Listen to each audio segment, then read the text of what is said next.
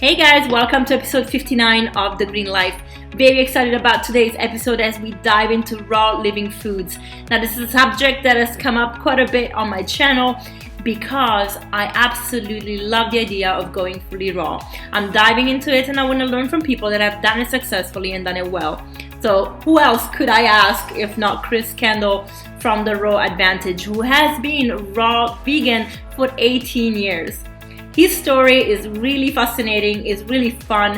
What I love about it and I want to learn a lot more about from him is how he does it in a cold weather, because that's definitely my struggle. And he was raised in Canada and did it in Canada and now lives in Sweden. So two countries that have quite harsh winters. So I'm gonna ask all about that. Before we dive a little more into Chris's journey, I just want to give a big shout out to Namawell for the J2 juicer. You know I love my machine. This juicer is really appropriate for this episode as well because it makes the most amazing raw, cold pressed juices.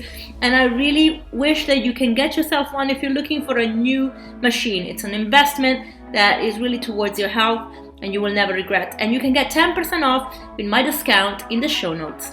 Now back to the episode. Chris earned his bananas flowing as a registered holistic nutritionist, raw vegan lifestyle coach, and raw food chef. He wants to help people by making raw food really easy and also the food very tasty, so you can really learn how to love it and not feel deprived, because it's not about deprivation, it's about abundance.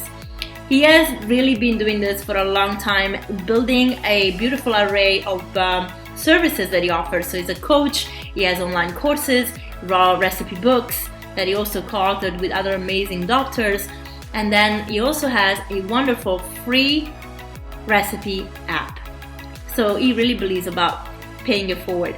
You can go and find him on the rawadvantage.com website, and you can learn more about him from this show and in the show notes to link up with him on social media as well. So alright guys, without further ado, let's dive into this wonderful chat with our beautiful guest, Chris Kendall. Hi Chris, welcome on The Green Life. How are you? I'm doing awesome. Thanks so much for having me on here, Chantel. My absolute pleasure, and I'm so excited to talk to you. I found out about you not long ago. I mean, actually, I heard about you a while ago from Fully Raw Christina. Oh, nice, yeah. Because I think you guys are friends. And then, I didn't really follow up, and I heard about you not long ago then from Jillian Berry. And then I thought, I like this guy. I need to talk to him. So I'm really excited. We exchanged some emails and we made it happen. I'm really, really, grateful that you made the time. So thanks. Such an honor and pleasure, and a blessing to be in the company of two other amazing people spreading this message as well, and you sharing this as well. So it's awesome. Yeah, it's a great message. And I feel like because I'm on a journey of discovering a little bit more about the raw food universe, which is funny to say because we all should kind of know how to eat raw food. But I've been plant-based for 10 years and I love it.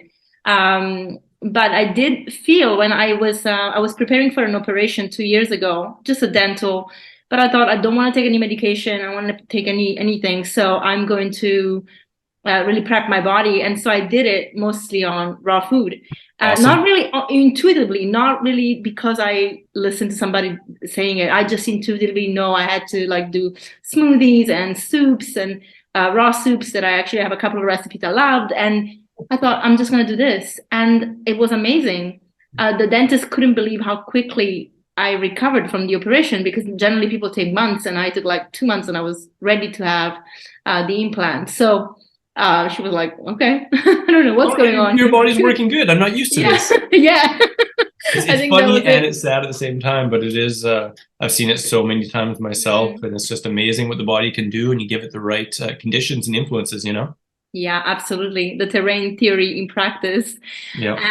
And then, so I'm really looking into more information, because obviously anything new, you want to do it right. And I really believe looking at people that have done it sustainably and long-term is a great way to do it. And then when you talked to Jillian, I remember you saying that you're from Canada, and I thought, okay, that's pretty cold. And then when we exchange emails, you say you're in Sweden now. And I thought, that's definitely cold. So I don't know how, I want to really know more about how we do it in that climate.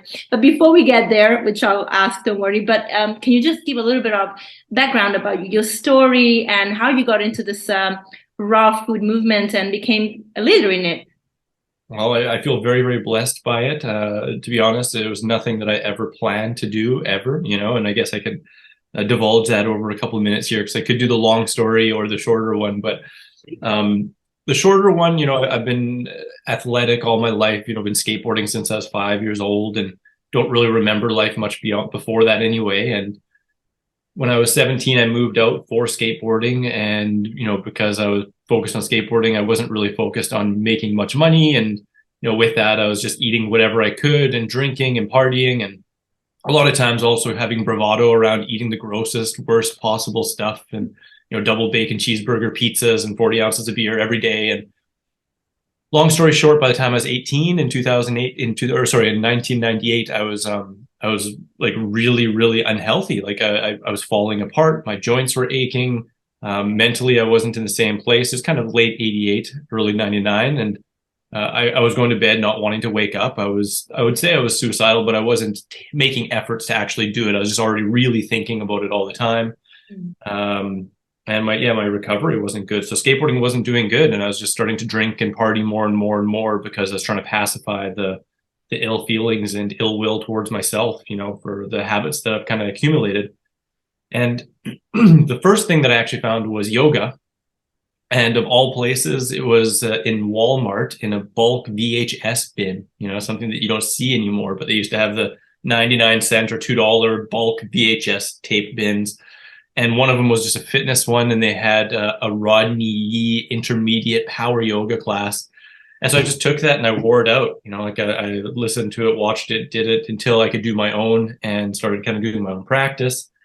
But that really sparked in me something about nutrition and about karma and about food, because I started reading about yogic philosophy. And I just really thought that this is a pleasure hole that I could put whatever I wanted. And shortly before that, I really did think that Taco Bell was like the optimal pinnacle food for fueling my skateboarding. Like I'd go and eat $8 at Taco Bell and be able to skate for 7 or 8 hours, But yeah, that didn't work for so long. And so I started looking more into nutrition. And I remember one trip home to Saskatoon. So this was actually in Edmonton when I was first talking when I was like 17, 18. And then I went to Vancouver. And then I came back to Canada and I went to a used bookstore and one book jumped out. It's called Fit for Life. If you've heard of that one before. Yeah. Awesome book. It's one I still recommend to people. There's a few re-editions of it, but the first one I think is the best one by far. It's the most sold, most translated book on nutrition ever in the world. It's like 60 some languages translated. Wow. But anyways, that book really left a huge imprint on me. And from that day, which is now like in 99, I've probably had 5 cooked breakfasts, because one of the first things it says is, eat fruit first on an empty stomach for breakfast. And I was like, all right, I'm going to start doing that. I started talking about food combining. So I became almost so myopically focused on food combining that I'd get stomach aches if other people didn't combine well around me. I love the psychosomatic. yeah. And but anyways, I started really making big changes dietarily wise. The biggest thing was really starting to food combine, eating fruit for breakfast, eating more fruits and vegetables in general, and moving away from processed animal foods and junk and drugs and stuff like that. And it took me about a 3.5-4 year period to go from like drinking every day and smoking whatever and eating bacon double cheeseburger pizzas to basically being a high raw vegan. And at that time I was living in Vancouver, thinking about becoming a vegan chef, but I couldn't find a good vegan chefing school. So I instead went into a school called CSNN, the Canadian School of Natural Nutrition. And so went there. And in the middle of that schooling, I met a raw foodist, Dr. Doug Graham, at a vegan health festival. And at that time, he hadn't finished writing the 80-10-10 diet, but he had basically compiled it all and had been, already a raw foodist for, I think, 27 years at that point. And something in that he brought, like energetically and like informationally, just totally overtook me, because for those 3.5-4 years, I'd been applying dietary change and trying to be a raw foodist. And even in that Fit for Life book, they did kind of point towards raw food, but didn't specifically like this is where you should go, but it's kind of directing you that way, more and more fruits and vegetables. And when I met Doug, it just got all cleared up. Like it was just like, yeah, there's something in him that really shifted my perspective. And I talked with him after the seminars, and the next day I went raw and experienced a massive heart opening. And it was really at that point in time too that all my studying, the 4.5 years and going to school and stuff like that, I had no intention of using it as a profession or as a career. I didn't even want to take on consults or anything like that. I just wanted to have an edge, like a raw advantage, really. That's what I wanted. But after like meeting Doug and going raw the next day, and it sounds really, really corny. I'm very, very aware of that. But really, literally that next day, my heart burst open and I was like, this is what I'm here on the planet for, is to share how good you can feel and dispel myths around dietary, traditions and viewpoints and perspectives and stuff like that. So the long story short, after that, it took me about 5 years to stop procrastinating and start the Raw Advantage. But during that whole time, I was just studying and learning more from lots of different people in the raw food movement. Started my consulting practice, as I still do, by donation. I also have packages and stuff like that. Got really lucky, basically, to be invited to the first Woodstock Fruit Festival because I had consulted one of the head-ups of the festival earlier in her raw food journey. And so she told the head that, like, Yulia, she's really, really awesome, Yulia. She told Mike that, like, we needed me on the team. So they put me on as a raw chef, a yoga teacher, which I had never actually taught at that big of a capacity. I just had a home practice. Chefing, yoga, and speaking. And that kind of just launched me into the center of the raw food movement, because it was like most of the high fruit kind of raw foodies going to these festivals, and started to get well known and was invited to a whole bunch of others. And that's all now I've done the last 12 years full time, just coaching, going to festivals, holding retreats, writing lots of recipe books. I think I have like 9 or 10 on my site, and I have another 4 that I haven't put on my site yet, and another one I'm finishing right now. Yeah, so that in your stories yesterday, actually. Yeah, I'm looking forward to that. Amazing. Sorry, I didn't want to interrupt you. No, I realized it was probably a little long-winded. Oh, no, please. I love it. I'm just like, oh my gosh, yes. I feel like I'm so taken by the story. But as you were talking, I just had so many thoughts coming, so we're going to have to really unpack this. I think we're going to start with the yoga, because I'm a yoga teacher as well, and so I can relate to that feeling, but of now, however, because interestingly enough, when I started doing yoga, not learning how to become a teacher, but not studying it, but actually just practicing, so I had eating disorders when I was a teenager, and like when it started really, when I think maybe when it was like the pinnacle of it, when I was anorexic, and then I started just having eating disorder throughout my whole 20s. So at the beginning, in my early 30s, that's when I really think a plant-based diet saved me from eating disorders. It just changed my relationship with food, and I think it's because a lot of the feelings came from the food. But before then, I couldn't even really practice yoga properly. I don't know if this is relatable to other people that are listening, but on the mat, when I was doing the poses, I just didn't feel like I was in my body. And I felt really like encapsulated into this very restricted area within me, instead of being expansive. I mean, yoga is about making space and opening up. And you said your heart's open, like completely. And that you said, I don't think it's cliche. I really think actually it makes so much sense. But it's empowering to actually see also men that has done yoga and feels that way, because a lot of the times men are not elaborating their feelings as much, especially when it comes to this transition. But this is how I was feeling on the mat. And then as soon as I went plant-based, something completely changed. Like I actually could do yoga. And now that I'm mostly raw, it's a whole different experience, even in my body. Like what you said, I could just really relate to different times in my life, in my journey. So, I completely love that you said that. But I want to ask you a little bit about the heart opening, because there is some aspect of going raw that a few people are starting to talk about now, which I love, but not enough maybe. It's the spiritual component, which I think that's probably why Johanna has a chakra felt like it was opening up.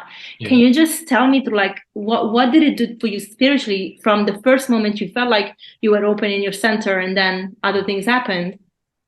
Well, I have in the past described it as a Satori moment, just a moment of awakening and realization that I am one with everyone. And really, very truthfully, like I remember walking down, it was Commercial Drive in Vancouver, just walking to go pick up a whole bunch of bananas before going to the second day of the health festival, just tears running down my face because I felt complete oneness with everything and everyone, you know. And I mean, sure, it goes away, right? It comes back, goes away, but that was probably my first and biggest just massive heart opening where I just felt no separation and just such gratitude pouring forth from my heart and just like that expansive oneness and warmth from within, you know. So, and I mean, I guess in terms of spirituality, it made me feel even more connected with purpose and source, you know, which I guess could be considered one and the same.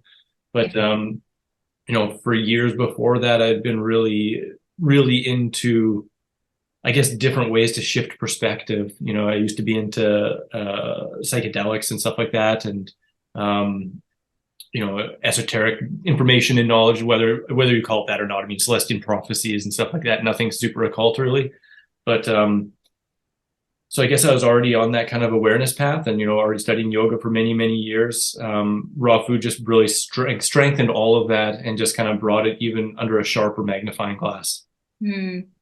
And how have you had any episodes where it brought you back to these days where you didn't even want to get out of bed, or do you feel like since you are on a raw diet, you actually notice you don't have that anymore? I think everything comes in cycles, you know, and people like to think things are linear and that, you know, if I just do one specific cleanse or detox or do raw food for a few years, that I'm just a clean this and that and I'll never detox and be sad or, you know, feel bad again. And yeah, you know, I mean, I feel pretty damn good all the time, you know, but if I don't sleep for a few days or if I eat extra heavy for a few days or I'm really stressed out for a few days, then I feel a little lower.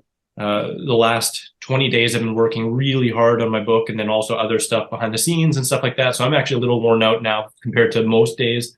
And I wanted to sleep in longer. And for me, sleeping in is like a very real form of self-love. And I put that as high on my priority list as raw food or as veganism, really, like just making sure that I get enough so that I can operate in the best way I possibly can, you know? So,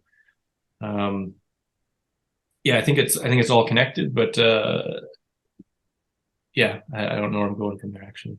You know, I guess the next question to this is, do you feel like if those blues happen, you snap out of them quicker because now you have the tools? Absolutely. And I mean, that has become a conscious effort that has become an unconscious uneffort, I suppose, you know, as most habits are. You know, in the beginning, you start doing things, you know, because you're thinking about them and thinking you should do them, or because you're led there by something, you know, it's something that you're trying to fix or do. And then you just do them enough that they become automatic, right? Yeah. And then just bringing consciousness back to them and creating a conscious shift, you know, to like, this isn't working. What can I do that actually gives me the results I'm looking for? Apply that, and that can become a new habit. And, you know, something that kind of came to my mind when you were talking before as well is just the potency of contrast. You know, it's like when you're new to the lifestyle, or if you've done it for a while, then you go off, or, you know, or you don't sleep and then all of a sudden you start getting a lot more sleep. Well, you're going to notice a huge difference. You know, it's just going to be profound. And then after a while, it's like the crab pot, for a crappy expression. You know, it's just, you know, it becomes your new normal, right? But I do know just from, you know, every metric that I can think of, whether it's, you know, like generally I have more energy than most of my friends. Generally, you know, I heal better than the average person. I know that for sure. Just experience with your dentist. I've been to rehab doctors after major accidents, and, you know, broken my wrist 4 times, 2 times before raw foods, 2 times in the last 20 years with raw food. And I heal usually in about 1/2 to 2/3 of the time as the average person. So, I mean, can't be doing too bad with that. No. Okay, let's talk about actually that for a second. You're a bit of a maverick when it comes to your body, right? The skateboarding is still happening for you, correct? Yeah, as much as I possibly can, for sure. Yeah. And obviously, if you do it professionally, it is a high impact, high risk sport, because you obviously want to try new things. I mean, you don't just want to go down, a straight line and enjoy the view. You are talking about pushing your body to the extremes to see what you can do. And as you mentioned, you had some accidents, and you obviously now notice the difference between before and after going raw. Have you? And I mean, I guess from what I know about Dr. Graham is that he focuses on athletes, right? So food and sport is his main sports, right? Yeah. So what is the biggest lesson you got in terms of raw for athletes? Because there's a dogma out there that talks about how a raw diet is not good for athletes. And we can talk about the different raw diet and the different thoughts about it. But he obviously proven that that's wrong. And now, from your experience, how did you feel when you went, raw, even in not just recovery, but also performance, like anything that pops up for you? Yeah, well, I mean, just in general, faster recovery, longer energy, just feeling lighter and better when you're actually doing your activity, ability to tolerate heat better, so you're better in the heat, usually just because you're not quite as insulated and you're probably more hydrated, those would be the main things. I mean, obviously also I just feel lighter and sharper, which is good generally for most sports. I mean, some skateboarders would say no, actually, but it's a different side tangent.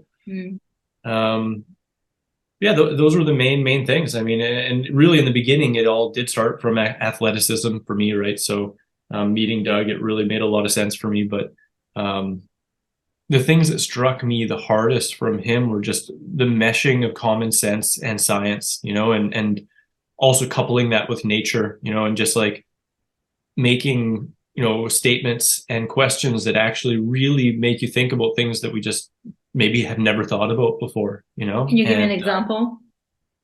I mean, one of the most simple ones that I actually don't remember for sure if he said that day, but I've heard before is, everyone's a raw foodist. Some people just choose to eat cooked food, and I mean, going back even further than that, though, is like every single animal on the planet has their own species specific diet, and they eat the foods they can, grab and eat without any need for processing at all. Like every single animal on the planet, but we seem to think we're the exception. And then we actually consider that, we haven't even been on the planet that long comparatively to the time we've been using fire, so the other way around, we've been on the planet a lot longer without fire, so, but those are some simple ones. And I mean, some other simple ones. I mean, a lot of them were incredibly simple truths, but like things like the things that are good for you, they aren't good for you in any amount. They are generally good for you in the amount that is like natural and pleasurable, so like sleeping, for example. If you can sleep more, if you feel like rolling over rather than rolling out, roll over and get more sleep. If you're enjoying food, well, keep on enjoying it, especially if it's Mother Nature's foods. It's hard to overdo Mother Nature's foods. And I guess he kind of pinned down the connection of fat even more to how it affects cellular oxygenation and insulin function and all that kind of stuff. But sometimes it's one of those things where it's not even everything they say, it's just the energy they bring and something aligning and clicking. That was a major life shift. Probably my biggest life shift was meeting Doug. Amazing. Love that. Thank you. Hey, okay. So we talked about you obviously now are a raw vegan chef as well, and you couldn't find anything in Canada at the time. Did you study somewhere else? What was your experience after you started doing, obviously now festivals, and you are exposed to a different kind of crowd? So obviously when you get exposed to that crowd, now you're getting more information, you get different contacts. So take me a little bit through that. Where did your journey take you from there in terms of progressing in your education as well, and knowing what to do with the food? Yeah, that's a really interesting question. I used to be even more scholastic, and I used to read prolifically all the time, and usually have like 2 or 3 books at a time every month going.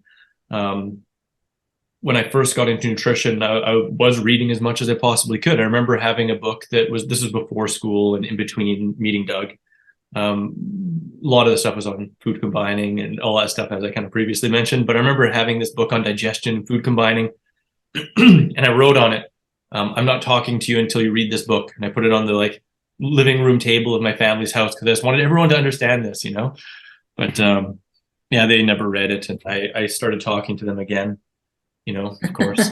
But yeah, no, my education just followed from there, reading everything that I could, and I started getting into raw food books before I went to school, and that's when I was really in earnest trying to do all raw. I was really only high raw for about 6 months, which was basically fruit for breakfast, fruit for lunch, and then a simple cooked dinner. My favorite was generally sweet potatoes, but I had a bunch of other stuff too. And then, yeah, it was during that schooling that I started reading some books on raw food, and I just couldn't quite figure it out. Met Doug Graham, things cleared up, made it really easy for me to jump into raw food. And it was not until, I guess it would have been 5.5 or 6. Let me see. Actually, that would have been in 2004, and then the first Woodstock was in 2011. So 5, 6, 7, yeah, like 6 years. And that 6-year period, you know, like I said, a lot of that was procrastination in terms of starting my own business, but it was still a lot of research, and I was really sucking up as much as I possibly could from Doug, and then anyone else from, you know, the raw food movement that I could see at that time. But I mean, at that time there wasn't really YouTube videos, and, you know, like it was very different. You know, it was like there wasn't even many raw food websites that I could find. You know, there was like, I saw some books by David Wolf, some by Gabriel Cousin, some by Frederick Patnaud, and Doug, and that was all really I had access to.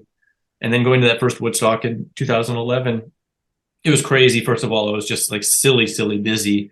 You know, we didn't set anything up. Like literally they're like, show up, you know, here's all the food. Like I had no input into the food order. I didn't write a recipe beforehand. It was just like, here's like 1,000 pounds of produce. Oh, and guess what? You don't have any refrigeration except for one like regular size fridge.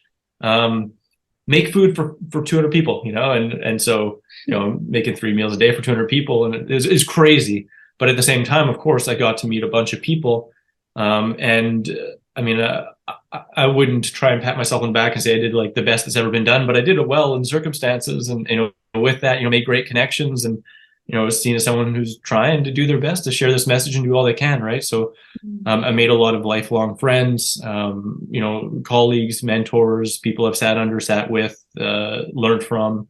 And then, of course, throughout that too, you know, the last 13 years traveling around the world and meeting for sure thousands of raw foodists and coaching. I'm getting close to 1,000 people I've coached over the years now too. Yeah, it's been wild, and it's never stops, right? I mean, I like to look at PubMed and, you know, the latest studies and research, and I like to keep my ears open to what other people in the movement are saying, and, you know, people you know, in the vegan movement in general, and, you know, even carnivore. I like to hear from all sides and try and get as much information as humanly possible. But I usually have 3 major filters, and if any new information doesn't really mesh with those 4, you know, then it doesn't really pass the sniff test for me. And so for me, those 4 major things are my personal experience, and the experience of others who have walked this path before me, what the largest scientific consensus says, what my personal intuition says, and what nature shows. You know, and, you know, you can find information in one isolated study that might, you know, really draw strength in 1 or 2 of those. But if it doesn't really fit all 4, to me, it's like, yeah, I'll learn a bit more about it, but it's not as compelling to me as something that really meshes with all those. Yeah, it doesn't resonate. It's true. It's actually interesting you saying that, because there is so much debate about the raw diet. And as I said at the beginning, we should all know how to eat raw. Really, like we all have apples and bananas, like that's basic. But we seem to have this, we've been taught that we have to have this rejection for this diet because it's extreme. Yet we have diets that make everybody sick, and that's not seen as extreme, right? So it's very interesting. But what are the biggest challenges, I guess, for someone that's going from not even just let's just start with the omnivores, right? From an omnivore diet, not even talking about standard Western crap. I'm talking about actually, home cooked meals, but they have animals, and but at least they do their best to do that, but still don't get it right. Lots of saturated fats, lots of butter. What could they do what would the shift look like for them? Yeah. And in comparison, what would the shift look like for somebody that is on a standard Western/American diet? I call this Western diet now because the American diet is also in Europe. You might have noticed. For sure. So, yeah. So, like if you've seen anybody that came to you and really wanted to move from these two kind of different schools, and how they managed to kind of make those changes, and what you can see the differences between the two. Yeah. Well, I'll start with a little bit of a preamble. Just simply being that most of the time what I've seen is when people have a bit of a transition and they create a firm base with, veganism as like a vegan, vegetarian, as like a firm base to leapfrog into raw food from there. They tend to do so more smoothly and gracefully with less back and forths and yo-yoing, which is pretty hard on the system. Rather than if it's just like trying to go overnight to strictly 100% raw food, That said, I generally like to approach each person as an individual, and, most people, they have certain tendencies, so if you're the type of person that, runs full blast into the lake, you might want to go a little bit faster with your transition, and you may even want to jump 100% for a month and just try it on, But if you like to wade in and you go a little bit slower and you like to learn a whole bunch more before you feel safe, and then you might want to take a slower, more methodical approach. In general, like just dropping animal products, saturated fat, and processed oils is probably the biggest thing that people can start with. Just reducing the overall fat content, and specifically animal fats and seed oils. And including more fruits and vegetables and simple cooked carbohydrates, and fruit for breakfast is always a simple way, and the beautiful thing is, even when somebody's eating a higher fat diet, or they maybe they even have insulin resistance, or they're diabetic, their body is incredibly intelligent, and it's going to tell them, it's going to give them direct feedback when you've had enough. That's why often when people are on higher fat diets, or of course they're diabetic, they have a piece and they all of a sudden are like, woo, like that's enough, because their insulin function isn't that good, and they're getting higher levels of blood sugar than, is safe. But what happens is, if they're over time reducing the overall fat content of their diet, improving the diet in general, likely losing weight, their insulin function goes up. And as time goes on, their breakfast of 2 or 3 pieces of fruit becomes 5 or 6. And as time goes on, they feel better with eating more and more fruits and vegetables and less of the other stuff. Yeah, I agree with that. But now that's a great advice, and definitely something that we can see the magic happens when these transitions happen. But a lot of the feedback of people, even just going plant-based cooked food, not just raw, but with raw, I imagine this being even more, the digestive system struggles. And I'm sure that as you coach people transitioning, that's something that comes up all the time. So what are your, takeaways when somebody is struggling with that digestion? Because it's often that we blame the food instead of recognizing that it's our digestive system that is out of shape, for lack of a better word, it hasn't been trained to deal with the roughage that is coming in now.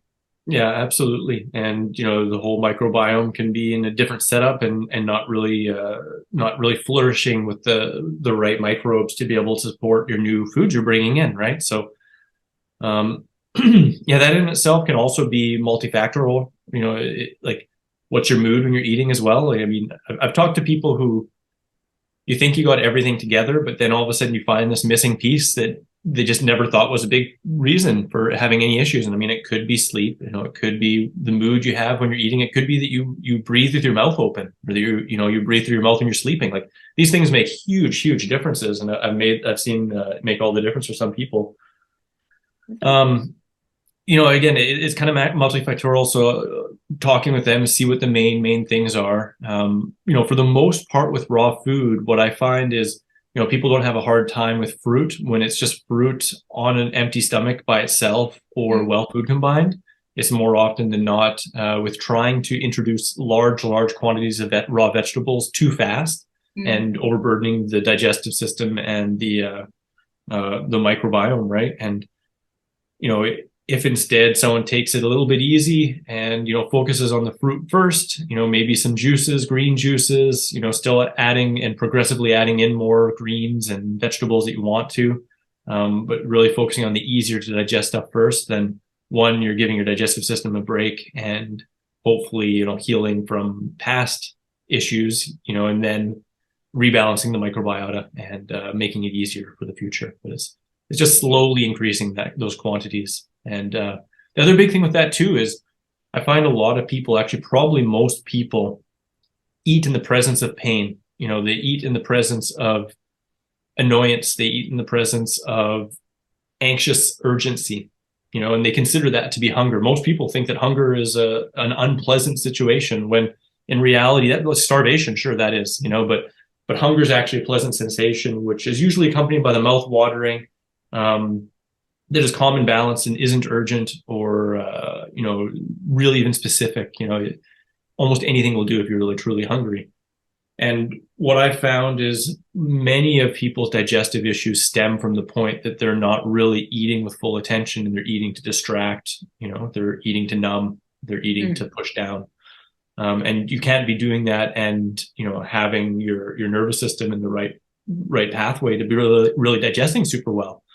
So a lot of times it really just comes down to learning to wait until you're feeling chill and then chew really well and be a little bit more present with your food. And that can make a huge difference in digestion too. I agree with that. One of my eating disorders was the emotional eating. Yeah. And I actually sometimes I still recognize that the tendencies there. If something really stressful happens, my brain goes like, maybe we should eat something. And I'm like, no, we don't have to eat something. I'm not hungry. But it's interesting. And I think you nailed it there. A lot of the digestive issues I feel are connected to emotional eating. I mean, I recognize that, as I said before, it's tough for somebody that doesn't have fiber in their diet to then start having a lot of fiber to go straight on. I mean, you know, you have to slowly get them in there. But the environment that we have in our body is also very much influenced by how we feel, you know, emotionally. So that's important.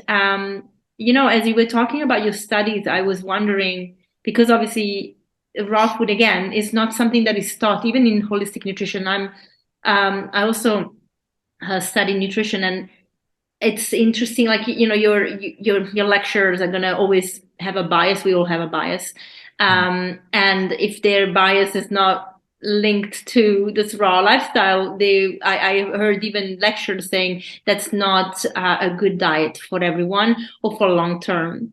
And so I was wondering how you managed to, because you got into it just as you were studying, how you managed to navigate the feedback from lecturers, for example, even when you had to write papers and you wanted to give your point of view in research versus what, you know, the school and the person that was going to mark your papers was going to give you feedback on. You know, there's a couple of funny stories I could share from that. You know, specifically from the schooling in CSNH or Canadian School of Natural Nutrition. I remember when I first went raw there. When I first went raw, I was halfway through the schooling, and my teacher was an Ayurvedist. One of my teachers, she had many, I had many, and she was amazing. She taught a lot of great stuff. The school taught a lot of great stuff. I feel like it was a really good overview of holistics and really went into chemistry and biology and all that stuff a little bit more than I had since school. And I remember my one teacher, she's like, it's really good that you're eating more raw foods. You know, that's really great. But you really should realize that those are cleansing foods. And if you stay on those foods, you will cleanse yourself to death, you know, within about 2 years. You know, like you'll just continue cleansing because, you know, animal foods are building foods, you know. And I told her, like, I'm really not concerned about it. I've been researching more and this really makes sense. And, you know, like on every level. And you know, she's like, all right, well, just, you know, make sure you're aware of that. And, you know, like, so I graduated and years went on and I sent her some more information on email and stuff. And I wasn't trying to be pushy or anything. I was like, hey, like, check this out. I know you were concerned before, but this is really good information and blah, blah, blah. After sending about 2 emails, she just sent, like, never email me again. And Oh She just no. was not willing to open her mind to the possibility that there's something outside of the scope of what she learned, and if I could have a case of bananas for every time I've talked with a doctor or a nutritionist or a naturopath who has a differing opinion that I 100% know is not my truth and doesn't make sense on the level that I've learned. Yeah, I don't know. I probably wouldn't ever have to buy bananas again. I've talked to many, like definitely many, so, but yeah, I just take it as it is because, like most people, I mean, everyone really, like everyone is subject to their upbringing and their learning and, it's hard to shake those beliefs. And, if you take somebody who's been in a school for a long time, who's been basically taught that they know the pinnacle information of everything that's ever been, well, they're going to be hard to convince of a lot of things. And, usually convincing just wears you out, and that's about it. So. Yeah. Well, the segues into my next question, or maybe just a remark, and you can tell me if you notice anything and you can relate. But so I see a lot of these kind of behaviors infiltrating, or I guess becoming more prominent in the plant-based community. So of course, I'm very happy that we are starting to differentiate between veganism and whole food plant-based, because veganism can be just as terrible for you as a vegan diet can be just as terrible for you as a standard American diet. Like, you can have anything vegan that is junk. So I'm happy that that's happening. But I see that a lot of these new influencers, especially that are coming out, are becoming obsessed with research. Now, I have much respect for the research that is coming out, and I'm very happy that research does show that a whole food plant-based diet is best for our body, and even to reversing disease. I'm very, very glad that that's happening. But I feel like having conversations like, a raw diet then becomes a challenge, because there may be some studies that prove that maybe that's not for everybody, as I just mentioned before, or that there are not enough studies because really nobody really bothered. I mean, I remember speaking to Brenda Davis, and she was saying, when they asked her to write the Becoming Raw, she was terrified. She didn't want to do it. She thought, she's like, I just did Becoming Vegan. I really don't want to do Becoming Raw. But she learned a lot through the process, actually, and she was very happy that she did. But it was terrifying because already she had gone against the whole, all the colleagues that knew her in dietetics. They're like, why are you writing about being on a plant-based diet? Are you nuts? And then now raw is like, oh wow. So, we have all these pushbacks, but also we're starting to not really follow intuition anymore. And you mentioned you can talk to a naturopath, which what baffles me, a naturopath, because I'm actually studying naturopathy with, I'm going to start with Dr. Morse. And not many naturopaths even embrace the whole food plant-based approach. I mean, they whole food approach, but they not fully plant-based, and definitely not raw, except some. And so Dr. Robert Morse is great at that, because he actually recognized through his journey that fruit is the highest vibration food that you can put in your body. Yes, it is cleansing. Absolutely. It is a cleansing food, but our body's meant to be clean. Yeah. Yeah. And so, all these things. And I just feel like we're losing that intuition, right? Yeah. So when you mention something doesn't resonate with you, I really think that you're listening to that high intuition that can help you navigate where too much information sometimes is not very good either, Yeah, it's one of those funny things, right? Where sometimes too much can be as harmful as too little. Yeah. And then you can start to miss the forest for the trees, and that I totally agree with you. And studies and science, of course, absolutely has its place. But you really got to know also how to learn to read the studies and read the science, and be able to see if it's like one offshoot paper or if it's the larger consensus, and see who's funding it, if there's any conflicts of interest at all. And and then even then, like a lot of people like to source and cite science, but you look at it and it doesn't even look like they read it. They're just like they're just sourcing stuff, and that's it, citing it. And so it's I do agree. And And that's why, again, for me too, it's like if somebody says something that is so far off base with like, oh well, like you can't get enough protein on a raw food diet, or you can't this and that. It's like, well, I have empirical evidence as well as studies that show otherwise, you know. But yeah, it really is what is. You're never gonna meet everyone. Everyone's gonna be different, right? So Yeah. Actually, let's talk about the protein because it's going to come up for sure. yeah. So how do you get protein on a raw vegan diet when you don't eat tofu, you don't eat, bean? I guess you can sprout chickpeas, Yeah. and that would be still raw, and lentils. But a lot of the other pulses you can't. So a lot of people are worried. How do you get your protein? Yeah, the simplest, quickest answer for that is it's really hard not to get enough protein. It's very, very rare in Western worlds or in first, second countries that they don't get enough protein unless they're starving, or in a famine situation where you're just given one food for a long time. And you can assess our needs, basic needs, by looking at growing babies. Newborn babies, the mother's milk is around 4% protein. We're led to believe that we need like astronomical amounts of protein and the more is better. But the reality is more definitely isn't better, is really hard on the kidneys and liver, and doesn't really offer any real benefits. All whole foods, they're basically all whole fruits are generally around 4 to 8% protein per calorie. Vegetables, 15 to 35% and up, depending upon what we're looking at. So, I mean, yeah, again, the long story short is our needs are below 4% because 4% is the highest rate that we need protein in our life when we're doubling in size every, I can't remember how long it is, but it's pretty quick.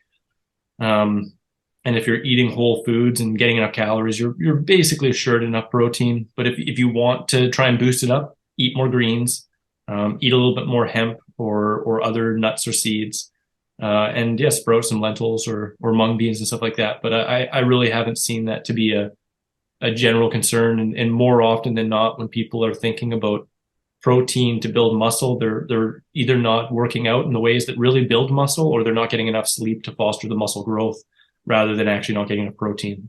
Yeah, I agree with that.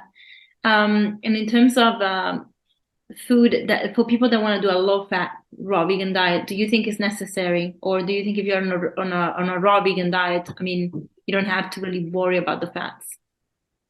I definitely have found that the only way that I've seen people really thrive long term is low-fat raw food. You know what I mean? I've definitely met a lot of people who have eaten higher fat and high raw, and kind of go back and forth, but I haven't really met any that consistently say they're like long-term 20 plus years, 100% raw, high fat. And then even those that get pretty close to that, to me, it starts getting really outside of those 4 pillars that I was kind of talking about earlier, where it's like, well, it has no example for that in nature. Like why would I want to be eating something that I need to take $300 worth of digestive enzymes to eat, or this or that. So to me, it started kind of getting out of the context of what is really our species specific diet, or what is really truthfully as healthful as possible, through nature and science as we can be. So you reckon that things like nuts and seeds are great, but they should be used almost like sides, adds on, not really like spices almost, not so much as main? Yeah, the interesting thing is, if we look at it from like a perspective of if we were living in our natural environment, fatty foods are seasonal, excepting for coconuts, which can be kind of year round. And avocados can have 2 seasons, but nuts generally are fall. And most of the fatty foods are really kind of in the fall when the other stuff is starting to wane and you want to put on a little bit of extra weight. And nuts and stuff like that, really they're self-delimiting in that, like, they're not that fun to open, and some of them have caustic oils like cashews, and they're really hard. They don't really want to be eaten. So to eat as much as we would now in a standard kind of higher fat raw food diet, you wouldn't be able to do that year round. There's no possible way to even keep things fresh, So I mean, definitely doesn't, to me, make sense in terms of being a back to nature approach, at least in terms of, the foods that we can easily grab and eat and enjoy and digest, in large quantities to meet our caloric demands, yeah, I don't know if that answers what you're looking That for. answers the question. So I have follow-up questions on this. Give me an example of a good salad dressing that you would make that would, match your thoughts on how we should have our fats and how, still can be still delicious, maybe creamy, but not loaded with the fats that we see everybody doing with these cashew creams, cream cheeses and stuff. I mean, the simplest one to me would probably be something like mango tomato. I mean, it's the tastiest, easiest dressing ever. Even frozen mango works, so you can do it in the winter. I'd say honestly, that's probably my favorite of all time. And actually, something I wanted to mention too is just that I find for most people having some nuts and seeds is advantageous, just because there is a different mineral density, there's a different caloric density, so it makes people have an easier time getting enough calories. And that's generally the biggest reason that people have a hard time with raw food is they're used to eating their caloric intake in a smaller volume, and it takes a big amount of mind stretching to stretch the stomach to get to the point where you're actually eating enough from whole low fat foods, right? Yeah. But when we're, living, say, ideally in the tropics, tropical fruits actually have a higher EFA value. They're higher in omega-3s than temperate fruits.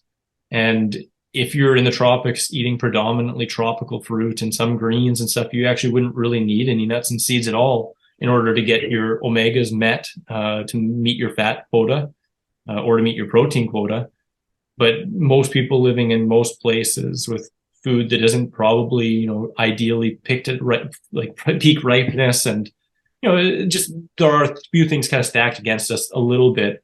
I think it makes even more sense just to, occasionally have some to even more easily boost your omegas. And again, as I said, make it easier to get enough calories. I find very few people that have done more than a year without any fat, and, benefits seem pretty hard to gauge, really, and I've met other people who've went longer but didn't have great benefits, started having negative side effects, and whether it was specifically from that or something else they're doing, we didn't pin down. But yeah, I see.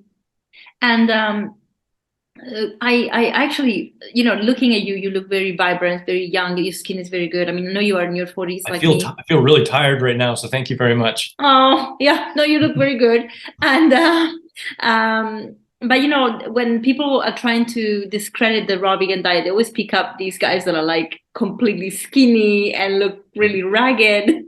And so what are they doing wrong? Why is the raw vegan diet not working for them so that they look vibrant and, full? Like, you don't want to look like you're going to pass out tomorrow. You want to look energetic. You want to glow, right? Absolutely. Yeah. And I mean, I wouldn't want to cheapen anyone's experience by saying everyone's is this, because any one of those people could be going through any number of different things. And whether it's as simple as them just simply not eating enough, or whether it's being obsessed with detoxification and just doing like protocol after protocol after protocol, fast after fast, whether it's a true eating disorder and they're afraid to eat enough, or they're overeating and binging and purging and puking, whether they just have a perspective disorder where they don't feel like they deserve life, but they're trying to do, like, there's so many things, right? There's so many things that can lead someone to an ill place. And a lot of times it's perspective based, and a lot of times it's just, habitual based and fear based, unfortunately. But, as I said, the most common reason people fall off of a raw food, specifically a low fat raw food diet, is not eating enough calories. And I'd say probably the number two is not getting just enough education. Those probably could be a little bit overplaced, but if right from the beginning that basically, if you're hungry, go for fruit, eat as much as you want and don't worry about overdoing it. And if you don't feel like fruit, go for veggies, eat as much as you want and don't worry about overdoing it. And do that as many times as it takes to be satisfied. And if you notice, before bed, you're not satisfied, or you notice at the end of the week, you're looking to go crazy because you've probably been subtly under eating, 100 calories every single day, up it, because it takes way more than most people think. Yeah. So interestingly, I like that answer. And you mentioned people are obsessed with cleansing, and I think I've seen this in a couple of people in the raw vegan community, the older generation in it, not really the newer ones as much that I know of. I'm new into this, so probably missing out. But um, a few older people that literally were obsessed with cleansing, and you say protocol after protocol, which can be a shock to the system because ultimately our body is made to detox, and all it needs is not for us not to get in the way by putting things that are not natural into our body. Yeah, But sometimes having that extra herb or doing that extra dry fast can push the system a little bit too far. And nothing against fasting. I think fasting done properly, like you can do a water fast even 40 days with medical advice. I think it's great if you are if you feel like you need it and there are medical conditions that you really feel like this could benefit you, or intermittent fasting. Like I think everybody should and does in a way. When you're sleeping, you are fasting. absolutely. The issue I see a lot Absolutely. of people having is eating really late at night and then going to bed. So when they get up in the morning, they really haven't had the time to digest properly, or the body has been so busy digesting that the repair of the system hasn't happened. Yeah. So intermittent fasting is a very clever way to do it. To help the body does its job. But yeah, you're right. Like all these protocol after protocol after protocol when it's not needed is Yeah. probably something that we need to really just be more aware of and create, just a bit of a conversation around so that people don't go too extreme on it. Yeah, no, I totally agree. And it's kind of interesting too because like we were talking about earlier, um, with contrast, contrast as well as uh, how do I want to put this?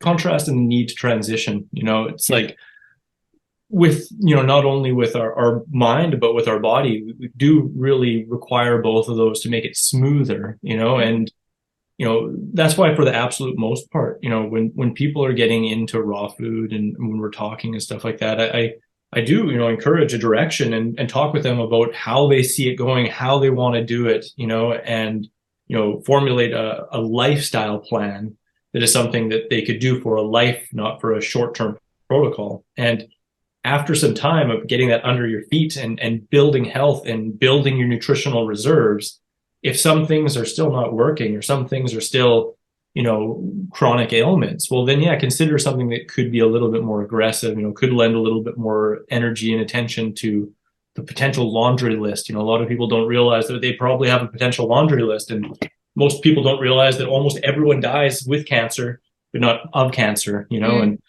so many of these things like this, right? So it's like, most people get into this and hear about this. Maybe I won't say most, but a lot of people hear about this information and they hear about how dirty and toxic they are and how horrible the world is and how they need to do this and this and that will fix them in 30 days or whatever it is, and everyone wants a quick fix, and everyone likes to hear the extreme kind of wild stuff, like the story of like, get better sleep and, eat more fruits and vegetables and, learn some emotional poise and get some exercise, like it's not as attractive, and, even kind of going back to what we were talking about before, people talking about raw food and if it works for this, or works for that, it works for athletes, it works for getting well, or it works for getting sick, it's like, no animal on the planet is healthy unless they're also fit according to their design. A sloth's fitness level is going to be different than a cheetah, but they're both fit, Yeah.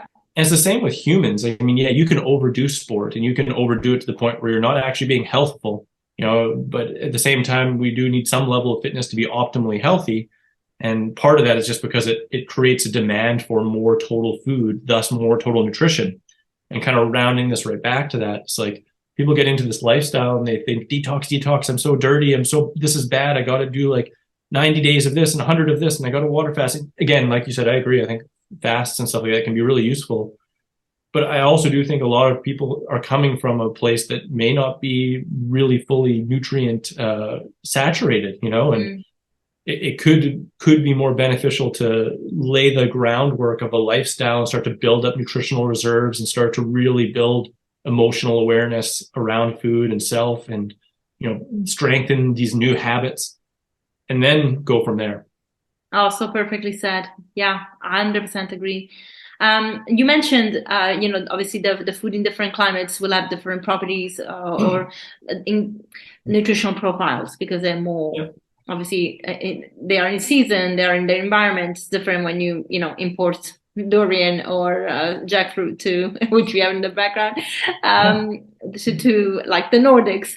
But and I know you were teaching, or you were cooking at Farmo Life in Costa Rica. Yeah, they're so great. They are brilliant, and I'm actually speaking to Brian in next month during the rainy season, and I look forward to it, because I feel like I've seen the retreats happening there, and they look so wholesome and so grounding, and so the place is beautiful. Why, after spending time in Costa Rica, obviously, where I'm sure that you found the environment to be much more conducive to this lifestyle, how come you chose to move to Sweden? Well, it shocks a lot of people, because I've lived all over the world. Like I've lived in Los Angeles, Vancouver, like as a raw foodist, Los Angeles, Vancouver, Costa Rica, Mexico, a bit of Asia and Malaysia, and a couple places out here in Europe, but more Sweden than anywhere. Hawaii too, of course. But I truthfully prefer subtropics or temperate to tropics. There are certain things I like about the tropics. Like I do like wearing shorts. It's really funny. Like I actually don't like wearing shorts, but when I'm in the tropics, I like wearing shorts, I almost never wear shorts here, even if it's really hot. I just don't like to. I like surfing, and I really do like the really good quality tropical fruit. But I do also find that the heat, like the constant heat all the time, makes me just feel really rubbery, more lazy, more injury prone, and just like joint wise skateboarding. And I actually don't enjoy skateboarding as much in that temperature either. And the quality is, again, like quality and tropical variety can be amazing, and I absolutely love it. But even, when I've been in like Hawaii or Costa Rica for months, I'm missing and looking forward to the Saskatchewan summers, the stuff we'll get from BC, or California, or like when I'm here. And, being here, it's like a melting pot. I love the raw food diet. I live it, breathe it, speak it, share it, but at the same time, it's definitely not all my life. And like skateboarding is at least as high a priority still as the tropics. It's higher priority than surfing. Otherwise, I'd just be in the tropics surfing and eating fruit. Yeah. But while my body can take it, I want to be somewhere where I can skate a lot and really enjoy it. And also, I met a girl, and that's really what drew me to Sweden. I think we were exchanging that in my 20s. I had a similar story. In my crazy times. I don't know if you want to hear the story, but basically I met this guitarist in Cape Town. Yeah. And he was on stage. That was like a serious eye contact. And then I met him after, and I was like, this guy is awesome. I was like, he's a rock star. And I came, I was going to move to London anyway. So when I moved to London, I visited him in Copenhagen. Yeah. And then through him, I met other friends. And so we were talking I have a couple of Swedish friends, really good Swedish friends in the music industry that live where you are. So it's pretty cool how the world is actually very small. But yeah, I came to see the Nordics because of a boy. Yeah, it happens. It definitely happens. Yeah, it was fun. Didn't last, but it was fun. Some things are shorter and some are longer. Hey, I look at those times with fondness. And so my question though, going back to the weather is basically, I am going more raw now, and I've noticed that the winters are a struggle for me. So I'd like some tips from you on how you do it. We are in northern Portugal, and quite honestly, we thought when we moved here, we would get way better weather, because when we actually visited the first time, in 2017, it was November and it was about 30 degrees, and nobody took the time to say this is not normal. We thought, great, Portugal. We lived in London, so like anywhere sunnier, right? But lo and behold, northern Portugal, it's not southern Portugal. The summers here are amazing, but the winter can be brutal. And so I basically struggled this year with the humidity and the cold. Not so much the cold, really, because cold and dry I can do any day, but it was humid, wet. And so sometimes I really just did not want to have fruit. I can do bananas because they're quite starchy and nice and rich, but things like mangoes, which I adore, or anything else that is a little bit more water rich, I just couldn't. And so I was wondering how you navigate the weather, or if you're probably used to it now, but if somebody wants to go raw vegan in a climate like ours, where it's a little harsher in winter, how do we do it? Well, there's a few angles to go into it, and I mean, we did cover most of them in some of the stuff we've talked about, but it goes into a little bit more detail here, and I mean, the calories one is one of the biggest ones still. And generally speaking too, like if you are exposed to more cold, you're going to be burning more calories or require more calories in order to heat your body, so I generally find in the winter I need at least 100 or 200 calories more than in the summertime. So knowing that can be helpful. I generally do make a little bit more recipes during the winter because I just feel like I need a little bit more entertainment with my food to some degree. And I usually do eat a little bit more fat in the winter. It's not exorbitantly high, but still a little bit higher for sure. And I mean, that kind of fits seasonality anyway. And then, I mean, the other aspect, though, I think, too, is that a lot of people don't have a great relationship with winter, and they see it more as like, I can't do this, I can't do that. It's like, boo, wah, this. And it's true, it's just like, I used to hate winter because I couldn't go out and skateboard, right? So, if that's the prevailing attitude, then we're just going to have a harder time with life in general. And we're going to be looking for pleasure outside of, the things we'd normally be getting it from, so often that kind of brings it back into the emotional eating and eating for distraction kind of mode, right? So kind of going back to it though, and with a little bit more kind of like really general relevant tips is one, make sure you dress warm enough, that's big, get some more exercise that helps with circulation, get a little bit more calories, include a little bit more variety and try some more recipes, maybe that are vegetable based and greens and stuff like that. And just try new recipes and new foods, and don't be afraid to have a little bit more fat. And do you feel like, are there any recipes you can recommend that are warming? So not, because obviously when you think about raw food, is generally obviously salads and smoothies, and that's really not going to work in winter for some people. So what are the best recipes to try to make them a little bit warmer?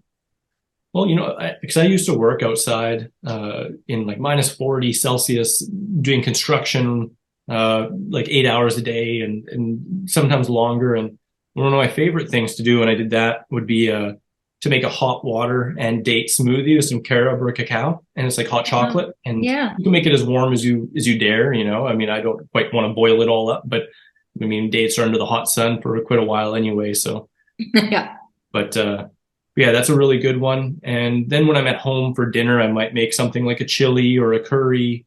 I might add some sprouted lentils if I want something to be heartier. I might add an avocado. Those kinds of dishes I find to be more hearty. I have a whole big playlist on my site with over 100 recipes, like shepherd's pies and do you use a dehydrator for them? I do, not all the time. I think the first decade on a raw food diet, I didn't have a dehydrator at all. And then starting making more recipe books that used them and working at the Farm of Life, I started using them. Oh, amazing. Okay, those are great tips. So free recipes on your website, definitely to check out. You have your books. Tell me a little bit about your programs and how can people work with you? Well, no, thank you very much for that. My bread and butter, or bananas and dates, as I'd rather say, really is my buy donation consultations. That's what I do most often. I just love doing it. I also have 1 month and 3 month coaching packages. And they, of course, include a lot more stuff and a little bit more kind of structured goal setting and stuff like that. And I also have a system called the Raw Vegan Lifestyle Success System, which is a 10-week online course that also has some either group or one-on-one kind of coaching aspects with, and kind of goes into all the different holistic aspects of raw food nutrition and health and healing. Brilliant. And are you doing any retreats this year? Not 2023, but I've actually been talking with Brian at the Farm of Life for maybe January 2024. We'll see. Oh, amazing. Brilliant. But I think we need to get you to do some in Europe, though. Yeah, I definitely would like to. The thing is, right now, this tricky is I'm going through residency here. And right now it's just going through the process. And while that's going through the process, I can't travel. And then once it gets extended, because I've already been on a temporary residency, once that gets extended, God willing, then I can only travel for 6 weeks out of the calendar year. Oh, so so the last couple of years I haven't done many festivals or anything, and I very minimally went back to Canada to see my family. But in 3 years' time, hopefully it will kind of pay off, and then some of those limits will be taken off. I really hope so. And a quick last question for you. At the beginning, you mentioned you had to leave home because you were not going to really be an academic, and you wanted to just skateboard. And I'm guessing your parents were like, "Okay, dude, you got to figure it out now." How is your relationship with your family now? Do they appreciate the successes you're making? Do they follow your footsteps with the raw vegan approach? That's a fun one. I've always been crazy blessed. Like, my whole family is amazing. Great relationship with everyone in my family, and everyone, all the adults, like my sister, my brother, my mom and dad, all have done at least 1 month with raw food, like 100% raw. Nice. And some more than that, some a couple months. And, if they're just feeling a little under the weather, they might, just eat more raw food or even do a short 1 or 2 day water fast, so none of them are strictly vegan, but definitely way more health conscious, which is awesome. And they still haven't read that book though, so is it still on your coffee? It's still on the counter, yeah. At least it's there. They haven't thrown it out. I just write them notes now. I don't talk to them. Oh, that's great. Thank you for that. Chris, it was such a pleasure. I don't know if you have anything else that is coming up and you want to share, but I will put all your details in the show notes. And I really appreciate your journey and how, down to earth you truly are. And thank you. Thank you for everything you share. Absolutely, more than my pleasure. Thank you for giving me the opportunity to connect with you and your audience and share all these things that have really lit me up and made a difference in my life. Thank you. So I'll talk to you soon. Sounds good. Have an awesome Bye, day. Chris. Ciao. See you guys. Thank you, Chris, and thank you everyone for staying on for this episode. I hope you loved it as much as I did. I'm sure you did. Chris is so much fun, and he really is a down-to-earth guy that really cares for his health and others. And I really feel that this raw food lifestyle makes people better, in a way more grounded and more in touch with our spirituality and with the world and with people. I'm finding it myself on my journey, and I think that Chris really embodies all that. So I'm very excited about you getting to know him better. So go into the show notes and link up with him. I have all these details for you so that you can reach out and have a great conversation if you're interested in going raw food as well, or at least introducing more into your lifestyle. All right, guys, I will see you next week. So please do share and give us some feedback and rate these podcasts. That always helps us grow. Bye.